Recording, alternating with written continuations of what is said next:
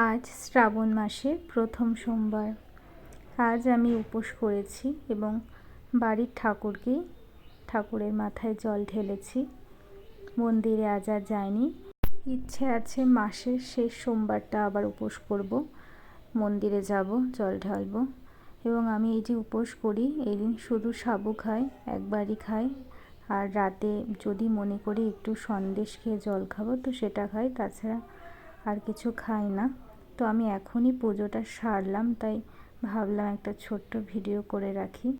কালই সোশ্যাল মিডিয়ায় এক ভিডিওতে দেখলাম যে শিবলিঙ্গের পাশে মানে আমাদের যে দেবী পীঠ থাকে সেখানে একটা বেলপাতার ওপরে 3টি ত্রিপত্রে দূর্বা রেখে তার উপরে 5টা চাল অর্পণ করতে। তো আমিও সেটাই করেছি আজকে। এই ব্যাপারটা আমি আগে জানতাম না। তোমরা কে কী নিয়ম পালন করো অবশ্যই আমাকে জানাবে।